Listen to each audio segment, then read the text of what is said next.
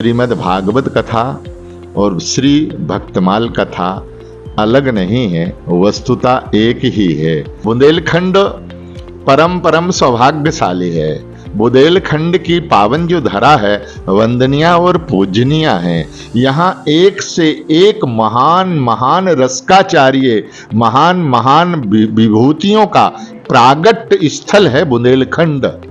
Channel को खूब ठाकुर बिहारी जी की ओर से, युगल सरकार की ओर से धन्यवाद है।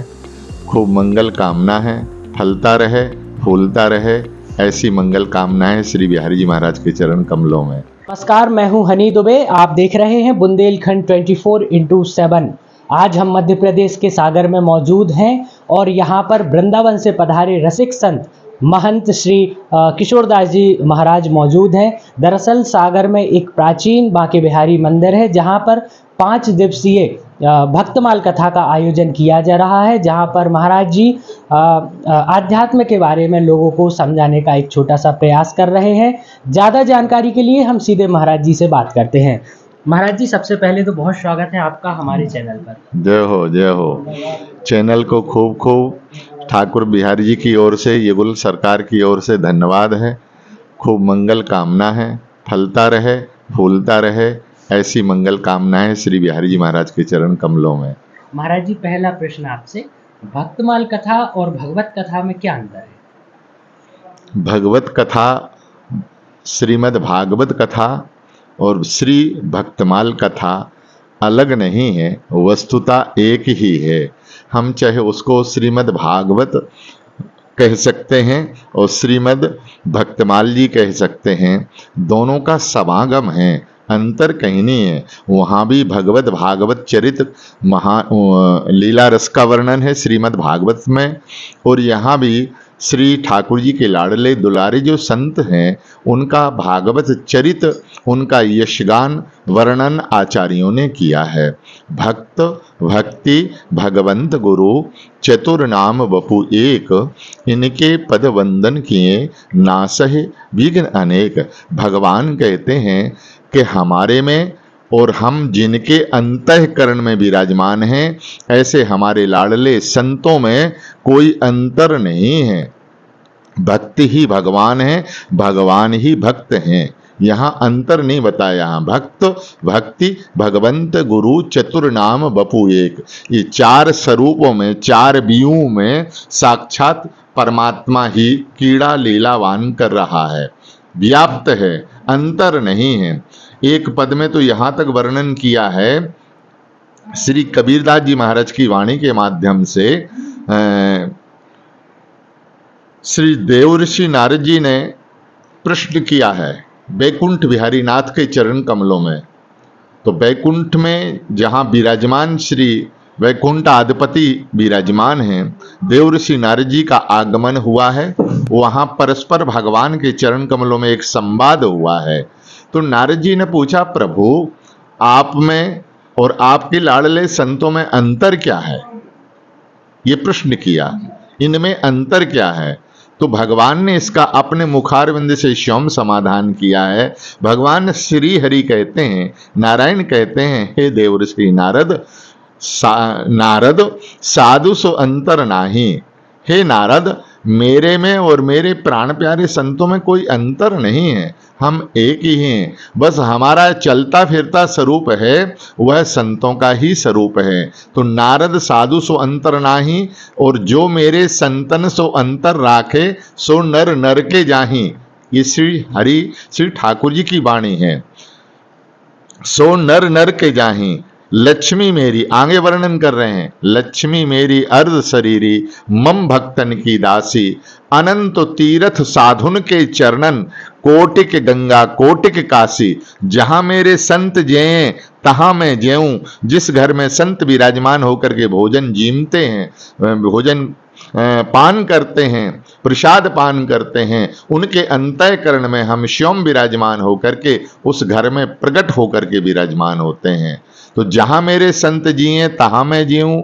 जहाँ मेरे संत करें कीर्तन तहाँ लेऊं हो बासा, संत चले आगे उठ धाऊं, मोह भक्त की आशा, तज अभिमान प्रेम लोलावे, सोई जन्मो पावे, कहत कबीर साधु की महिमा, हरि मुख अपने गावे, नारद साधु सो अंतर नाही।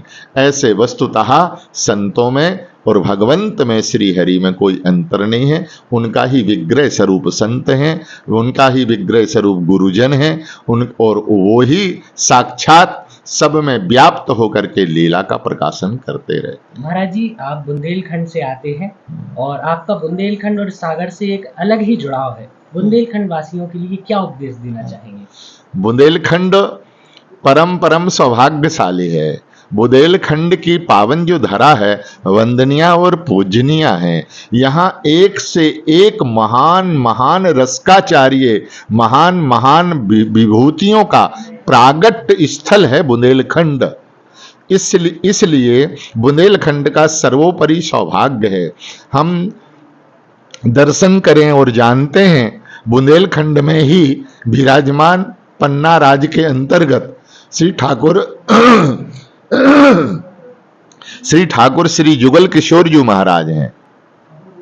ये आचार्य चरण विशाखा सखी के अवतार श्री हरिराम व्यास जी महाराज हैं, जिनकी जन्मभूमि है ओरछा धाम।